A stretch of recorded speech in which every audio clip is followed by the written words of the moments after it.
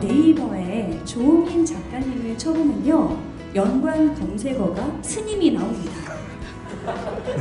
네, 그래서 특별히 삭발을 하려고 하신 이유가 있으신지. 머리가 빠져서요.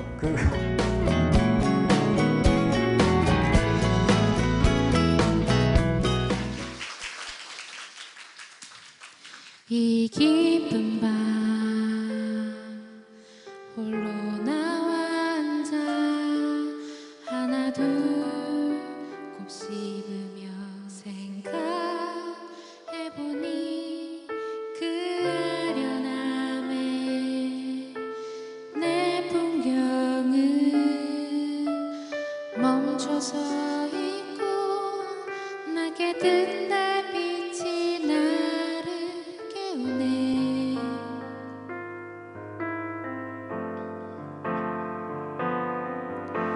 모두 다 떠나간다. 그대의 소중한 것들을 찾아서 나의 소중한 것은 그대 여건을 어째서 그대는 어째서 그대마저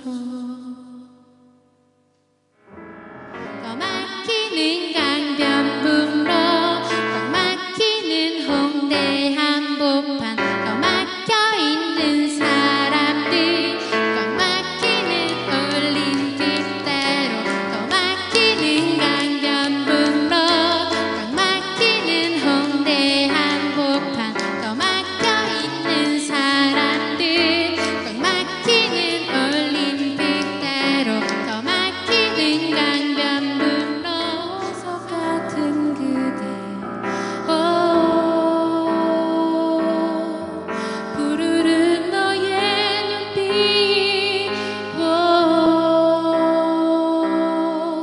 나의 사랑스러운 그대 나의 부르른 그대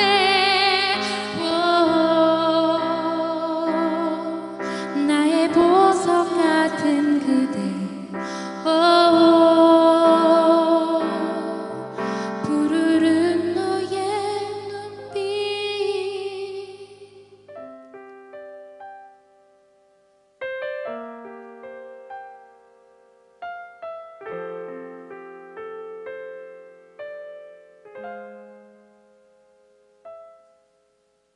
네, 감사합니다. 그래서 이제 어떻게 하면 독자층을 넓힐 수 있을까 하는 고민에 부딪히게 되었고, 그 결과 이제 네이버에서 2010년부터 신과 함께라는 만화를 3년간 연재를 하게 되는데요. 이 만화도 처음에는 망할 뻔했습니다. 왜냐하면 제가 방향을 잘못 잡고 시작을 했거든요. 무당 얘기로 그리려고 그랬어요.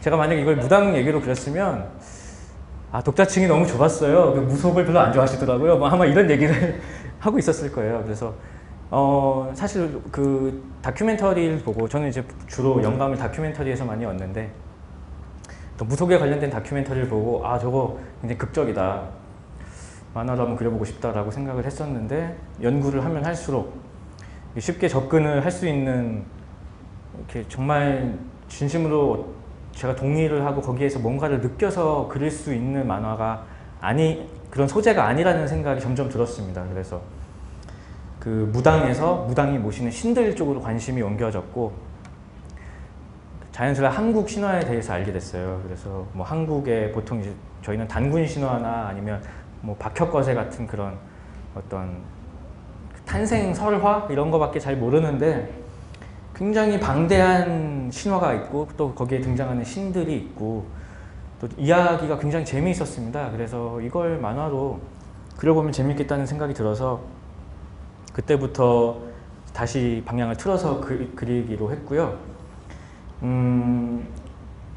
제일 처음 시작한 게 신감기 저승편입니다. 여기 부제목으로 보편적인 정서라고 썼는데 독자층을 넓히는 방법은 단 하나밖에 없었어요. 누구나 느끼는 감정을 건드려야 한다는 거였습니다. 근데 그 중에서도 저승편을 먼저 시작한 이유는 이 한국의 전통 저승관을 다루고 있는데 여러 가지 지옥들이 나오면서 각 지옥마다 다 다른 이제 죄를 묻게 되는 그런 구조를 가지고 있습니다. 그러다 보면 자연스럽게 나는 여기서 걸리지 않을까 뭐 이런 생각이 들게 되고 그런 죄책감을 건드리게 되는 부분이 있더라고요. 그래서 또 한국 사람이 보편적으로 느끼는 그런 죄책감이라든지 아니면 그런 죄를 짓게 만드는 어떤 사회의 어떤 구조적인 문제 같은 걸 녹여내면 좀 좋아하지 않을까 싶어서 저승편을 먼저 시작을 하게 됐고 또 한국의 전통 저승관이 굉장히 재미가 있었습니다.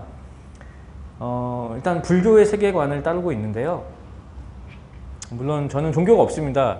제가 모습은 이렇지만 종교도 없고 제가 뭐 이런 것도 차고 있지만 사실 이게 USB예요. 네. 왜 굳이 이렇게 생긴 걸 차고 다니는지는 저도 잘 모르겠지만 그 불교 이 저승관을 보니까 굉장히 매력적인 캐릭터가 있었어요. 지장보살이라는 캐릭터인데 이 보살은 부처님이 아니에요. 그러니까 뭐 본존 불처럼 이제 그런 불자가 들어가야지 이제 보통 부처님인데 그냥 보살이에요. 뭐 절 다니는 여자들을 보통 그냥 보살님이라고 하잖아요. 서로 호칭을 할 때 이래봬도 여자입니다. 근데 제가 왜 이 캐릭터에서 매력을 느꼈냐면 부처가 될 수 있어요. 부처가 될 수 있는 공덕을 이미 다 쌓았는데 이 저승에서 고통받는 중생들을 보고 엄청난 충격을 받습니다. 이런 곳이 있을 줄이야 하면서. 그래서 내가 여기에 있는 그 고통받는 중생들을 모두 구원하기 전까지는 성불을 하지 않겠다라고 맹세를 해요. 그래서 스스로 보살 그 낮은 지위에 계속 남게 됩니다. 그래서 그런 모습이 굉장히 멋있다고 느껴졌어요. 수천 년 전의 이야기에 나오는 설정이지만 지금 뭐 노블리스 오블리제 같은 우리가 굉장히 바라고 있는 높게 치는 그런 가치와도 맞닿아 있고 그래서 이 캐릭터를 활용을 해야겠다는 생각이 들었습니다. 그런데 지장보살이 직접 등장하면 너무 종교적인 색채가 강해질 것 같아서 어떤 지장보살의 유지, 그러한 뜻을 이어받은 변호사들이 망자들을 1대1로 변호를 한다는 설정이 이제 기본적인 신과함께의 발상의 출발이었습니다. 그래서 이 변호사와 의뢰인의 저승 여정이 이야기의 한 축을 이루고 있고요. 실제로 그 많은 탱화들을 봤는데 거기에 많은 이야기들이 담겨 있었습니다. 어떤 인물의 관계라든지. 이거는 파주 보광사에 있는 지옥도인데 염라대왕이에요. 보통 지옥도를 보면은 99%가 이런 구도를 가지고 있습니다. 한쪽에는 그 지옥을 관장하는 대왕이 있고 반대쪽 구석에 그 지장보살과 그 지장보살의 어떤 동자가 이렇게 구름을 타고 나타나서 그 형장을 지켜보고 있는 그런 구도로 전부 그려지고 있고요. 이 그림은 아주 잘 그려진 그림인데 이 왼쪽에 있는 이분이 염라대왕입니다. 그래서 염라대왕이 이 아래쪽은 지금 잘려 있는데 여기가 잘린 이유는 불상으로 가려져 있어서 촬영을 할 수가 없어요. 근데 굉장히 이제 끔찍한 형벌이 벌어지고 있습니다. 그 만화를 보시면 아시겠지만 혀에 이제 소가 쟁기질을 하고 있는 그런 그림이 그려져 있고요. 근데 굉장히 합장을 하면서 예를 표하고 있는데 표정은 이제 굉장히 불편하죠. 지장보살 나타났고 판관들은 머리를 감싸주면서 되게 귀찮아하는 뭐 그런 느낌? 지장보살을 쳐다보고 있죠. 그래서 염라대왕과 지장보살은 불편한 관계겠구나. 한 명은 벌을 줘야 되고 한 명은 구원을 해야 되니까. 그래서 그걸 이제 그런 라이벌 구도 같은 걸 만화에 그대로 차용을 해서 실제 라이벌로 등장을 하게 되고요. 이 진기한 변호사는 이제 염라대왕을 모티브로 했다는 것을 나타나기 위해서 이런 비슷한 구도로 그려진 장면도 있습니다.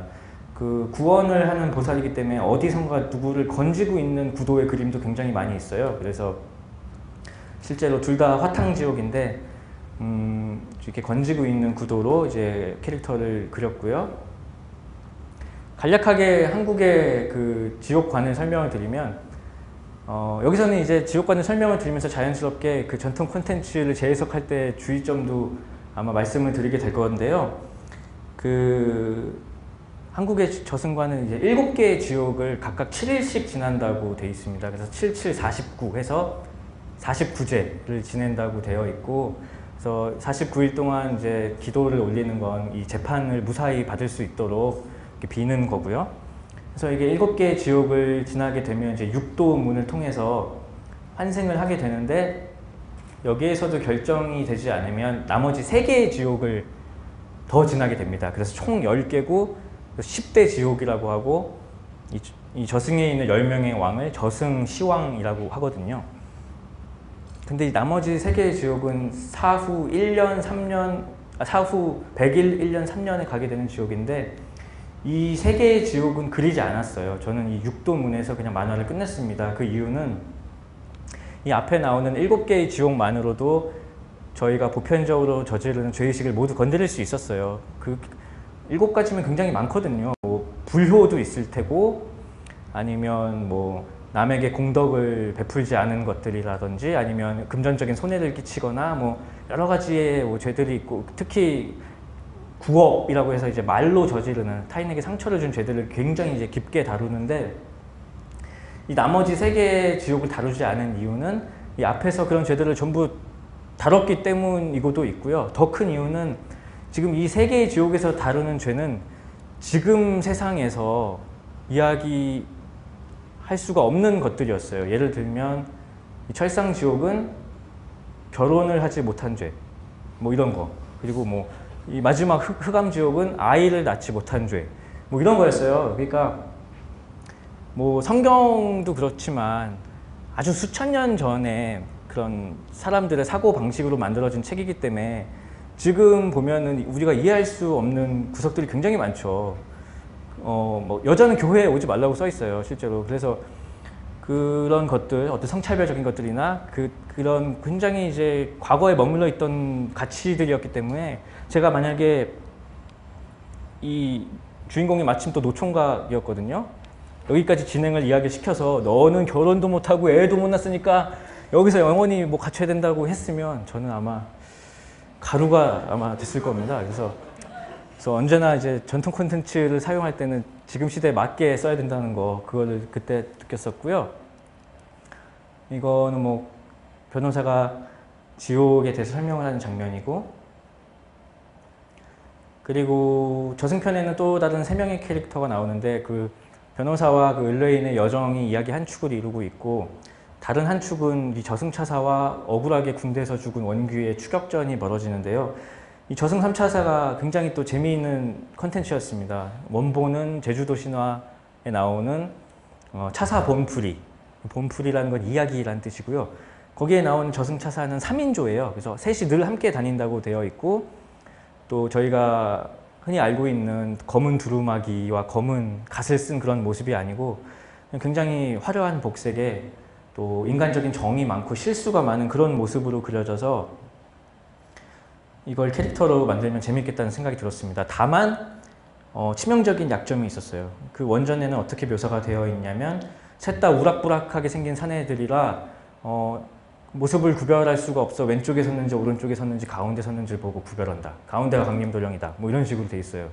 그렇게 그렸다가는 이제 망할 것 같아서 이제 좀 개성을 많이 부여를 했습니다. 그래서 강림도령은 실제 신화에서도 주먹이 굉장히 센 사람으로 나오고, 자신의 완력으로 염라대왕을 이승으로 데려오게 한 그런 캐릭터여서 자신의 주먹에 대한 굉장히 자신감이 있는 그런 불같은 캐릭터로 만들었고, 해원맥이라는 캐릭터는 사실 별 언급이 없습니다. 해원맥과 이덕추는 그냥 따라다닌다고만 돼 있어서 그냥 제 마음대로 만들었어요. 그래서 한 명이 좀 뜨거운 캐릭터니까 상대적으로 차가운 캐릭터를 만들어야겠다는 생각으로 이런 모습으로 만들었고, 이제 무기도 하나 있으면 좋겠다고 생각해서 넣었는데, 이 칼은 이제 사인검이라고 해서 그 인년, 인월, 인일, 인시에 담금질을 해서 만든 그런 장식용 칼입니다. 근데 그 시간에 담금질을 하면 호랑이의 기운이 굉장히 강해져서 모든 사악한 것을 물리칠 수 있다는 그런 칼이 있습니다. 실제로 지금 국립박물관에 가면 있고요. 그래서 이런 칼을 사용을 하게 했습니다. 그리고 마지막에 이제 이덕춘이라는 캐릭터는 사실 남자예요. 근데 여기서 만화에서는 여자로 바꿨습니다. 근데 만화가 끝날 때까지 남자로 알고 계신 분도 많아서 여기에서는 다시 그려서 이제 치마로 다시 그려서 갖고 왔고요. 한 명이 여자면 좀 더 이야기거리가 많아지지 않을까 라는 생각이 들었습니다. 셋 다 남자면 너무 칙칙할 것 같고 그래서 뭐 어떤 차사들의 인간적인 면모를 담당하는 눈물이 많고 그런 소녀로 이제 설정을 해서 3인조로 만들었습니다. 이야기의 다른 한 축을 담당하고 있는 원기고요. 요즘 군대에서 벌어지는 일들로 인해서 많은 뉴스들이 만들어지고 있는데 2010년에 이걸 그릴 때도 뭐 마찬가지였고요. 그래서 저도 실제 있던 일을 바탕으로 해서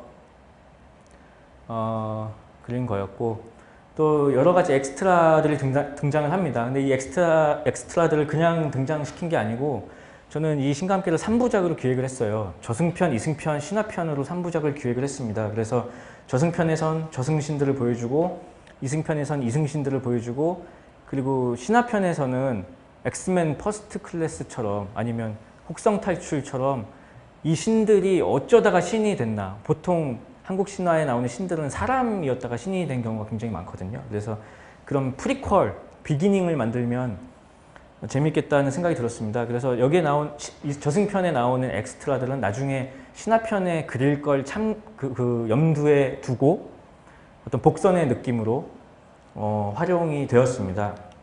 예를 들면 그 지옥의 관문 중에서 손발이 잘리는 그런 관문이 하나 있는데요.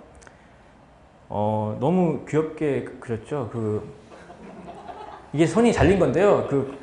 가우스전자 그리시는 곽백수 작가님이 이 장면을 보시더니 쓰레빠 앞부분인 줄 알았다고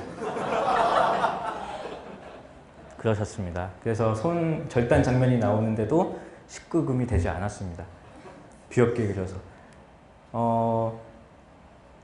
저도 이제 이 저승편의 가장 큰 고민은 이 변호사가 되게 머리가 좋아서 지옥의 난관들을 헤쳐나가야 되잖아요. 근데 그 변호사는 제가 그려야 되잖아요. 그럼 제가 머리가 좋아야 되잖아요. 결국은 제가 생각해야 되는 거잖아요. 이 지옥을 어떻게 헤쳐나갈 건지. 그래서 이미 원전은 있고 이 지옥에서 어떠한 관문이 있는 거는 나와 있으니까 이걸 도대체 어떻게 헤쳐나가지? 손발이 잘리는데 그럼 어떻게 해야 되지? 라고 고민을 하던 차에 다른 신화에 그 손발을, 그러니까 뼈와 살을 재생시키는 꽃이 나오는 거예요. 그 자청비 신화에도 나오고 또 이공본풀이라는 신화에도 나옵니다.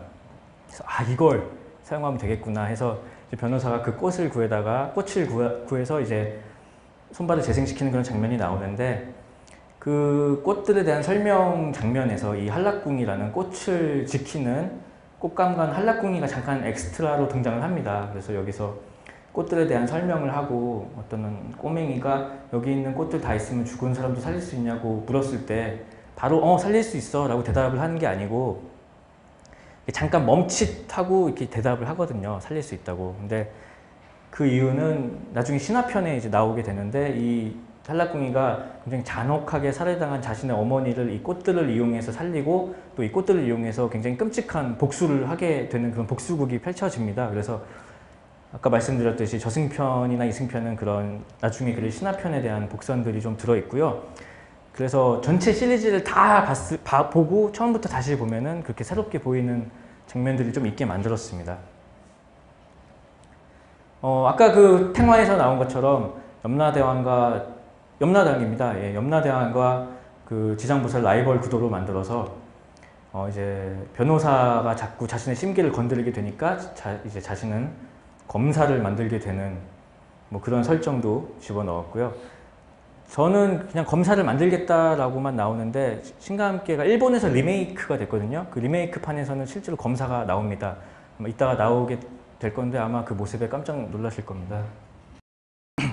만화하면 떠오르는 것이 이제 캐릭터하고 스토리인 것 같은데요.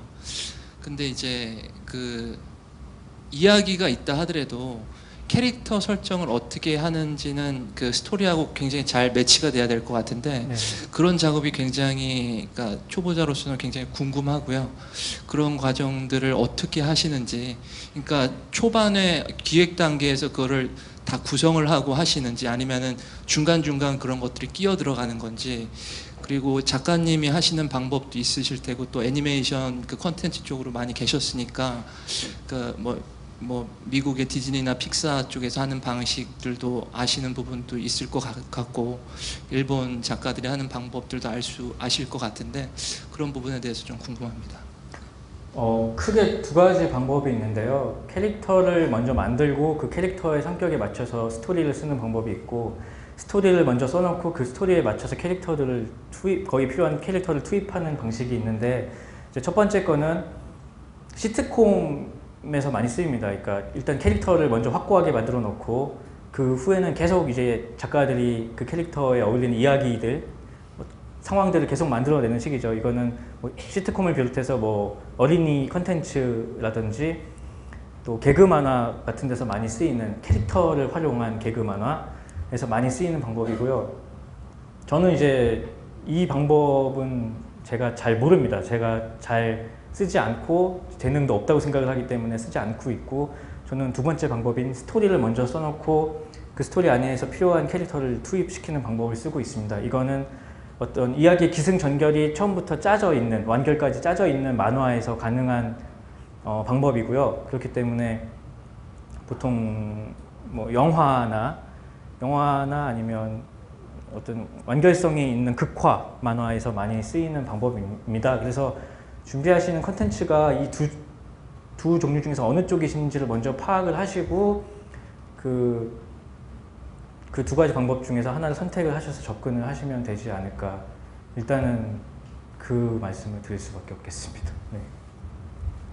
저 그 말씀 중에 주로 다큐멘터리나 이런 쪽에서 많은 영감을 받으신다고 하셨는데, 네. 이제 어떠한 작품을 시작할 때 다큐멘터리로 영감을 통해서 이 작품을 하게 된 모티브나 계기는 될 수 있지만, 본격적으로 이제 만화를 그림에 있어서 예를 들어서 신과 함께라는 그런 만화 자체만 봐도 작가님께서 굉장히 많은 한국 신화나 이야기관에서 공부나 자료들을 많이 찾아봤겠구나라는 생각이 들었거든요.